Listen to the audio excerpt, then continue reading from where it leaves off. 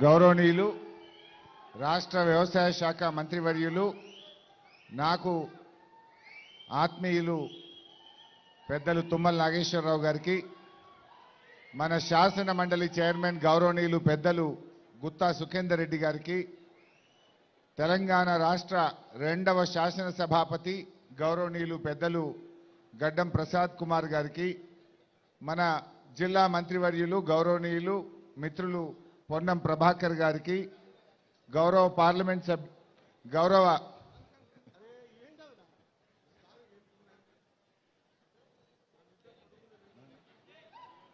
గౌరవ మంత్రివర్యులు పాలమూరు జిల్లా ముద్దుబిడ్డ మిత్రులు శ్రీహరి గారికి గౌరవ పార్లమెంట్ సభ్యులు రఘునందన్ రావు గారికి గౌరవ శాసన మండలి సభ్యులు దేశ్పతి శ్రీనివాస్ గారికి గౌరవ శాసన మండలి సభ్యులు డాక్టర్ యాదవ్ రెడ్డి గారికి మన దుబ్బాక శాసనసభ్యులు మిత్రులు కొత్త ప్రభాకర్ రెడ్డి గారికి మన oil fed corporation chairman Raghavareddy గారికి వేదిక మీద ఉన్న మన రైతు కమిషన్ చైర్మన్ పెద్దలు కోదండ్ రెడ్డి గారికి కమిషన్ సభ్యులకు మా జిల్లా కలెక్టర్ గారికి అదేవిధంగా ఆయిల్ ఫెడ్ డైరెక్టర్ ఎండి గారు వేదిక మీద ఉన్న అధికారులు రైతు సోదర సోదరీమణులు మీడియా మిత్రులు అందరికీ పేరు పేరున నమస్కారం తెలియజేస్తా ఉన్నా. నిజంగా పెద్దలు తుమ్మల నాగేశ్వరరావు గారు చెప్పినట్టు ఈ ప్రాంతంలో ఆయిల్ పామ్ రావడానికి వారే నాకు స్ఫూర్తి అని చెప్పి కూడా నేను సభాముఖంగా తెలియజేస్తా ఉన్నా.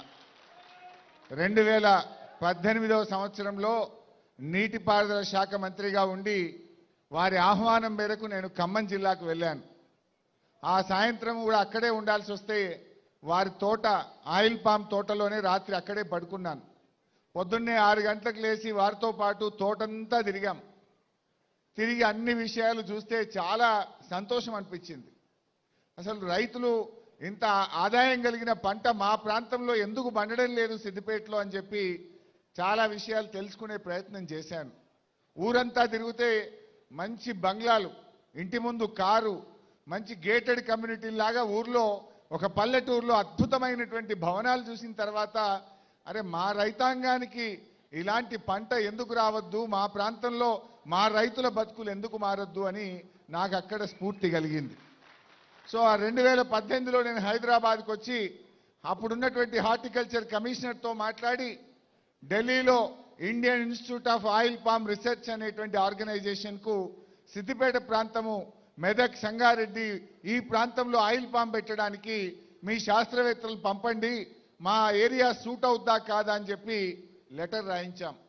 2018లో Indian institute of oil palm research సైంటిస్టులు ఈ ప్రాంతానికి వచ్చి తిరిగి ఇక్కడ ఆయిల్ పామ్ పెడితే పంట బండదు రాదు అని చెప్పి వెళ్ళిపోయారు. ఏంటి ఎందుకు అంటే గాలిలో తేమ శాతం లేదు. గాలిలో తేమ ఉంటేనే ఆయిల్ పామ్ పండుతుంది. సత్తుపల్లి ఖమ్మం జిల్లా కొత్తగూడెం జిల్లా సముద్రానికి 150 కిలోమీటర్ల దూరంలో ఉంది కనుక అక్కడ గాలిలో తేమ శాతం ఉండి అద్భుతమైన పంట పండుతుంది, ఈ ప్రాంతంలో అవకాశం లేదు అన్నారు. తర్వాత కాళేశ్వరం ప్రాజెక్టు పూర్తయి అనంతగిరి, రంగనాయక సాగర్, మల్లన్న సాగర్, కొండపోచమ్మ సాగర్ పైన గౌరవెల్లి ఈ ప్రాజెక్టులన్నీ పూర్తయి చెరువులు నింపుకున్న తర్వాత ఇక్కడ కూడా గాలిలో తేమ శాతం పెరిగింది. అప్పుడు మళ్ళీ 2021లో Indian institute of oil palm research సైంటిస్టులను పిలిస్తే మీ ప్రాంతంలో ఇప్పుడు గాలిలో తేమ శాతం పెరిగింది, వాగుల్లో చెక్ డ్యాములు కట్టారు, చెరువులు నింపారు, పెద్ద పెద్ద రిజర్వాయర్లు వచ్చినాయి, ఇప్పుడు ఆయిల్ పామ్కు సిద్దిపేట ప్రాంతం సూటబుల్ అని చెప్పి ఆ రోజు వాళ్ళు చెప్పారు. ఆనాటి ముఖ్యమంత్రి కేసీఆర్ గారితో మాట్లాడి 2021 జనవరిలో జరిగిన కేబినెట్ మీటింగ్లో ఈ సిద్దిపేట ప్రాంతాన్ని ఆయిల్ పామ్ ఈ ఆయిల్ ఫెడ్ కార్పొరేషన్ కు అలాట్ చేస్తూ కేబినెట్లో నిర్ణయం 2021 మార్చిలో జీవో ఇవ్వడం జరిగింది. 2021 మార్చిలో ఆయిల్ ఫెడ్ కు ఈ ప్రాంతాన్ని కేటాయిస్తూ జీవో ఇచ్చారు. మరి మొక్కలు పెట్టాలి కదా, ఫ్యాక్టరీ వచ్చినా మాలు సరుకు ఉండాలి, గెలలు ఉండాలి. అంటే గెల రావడానికి 3 ఏళ్ళు పడుతుంది. మరి ఆయిల్ పామ్ తోటలుంటే ఫ్యాక్టరీ వస్తుంది తప్ప తోటలు లేకుండా ఫ్యాక్టరీ రాదు. ఈ ప్రాంతంలో నర్సరీ లేదు. అప్పుడు పెద్దలు తుమ్మల నాగేశ్వరరావు గారితో మాట్లాడి అక్కడ అశ్వరావుపేట, సత్తుపల్లి నర్సరీల నుంచి మొక్కలు తెచ్చి 2021 జూన్ 5వ తారీఖు ఇదే నంగనూరు మండలం రామచంద్రాపూర్ గ్రామంలో కమలాదేవి అనే రైతు పొలంలో వెళ్లి మొదటి మొక్క నేను నాటాను. రెండవ మొక్క ఆ పక్కనే రామచంద్రాపురం గ్రామంలో ఎల్లారెడ్డి అనే రైతు గారి పొలంలో రెండవ మొక్క నాటాను. అలా రైతులతో రెగ్యులర్గా కాన్ఫరెన్స్ కాల్ పెట్టి మీటింగులు పెట్టి ప్రోత్సహించి 12,000 ఎకరాలు ఆ రోజు బీఆర్ఎస్ ప్రభుత్వ హయాంలో ఈ ప్రాంతంలో మొక్కలు నాటాం.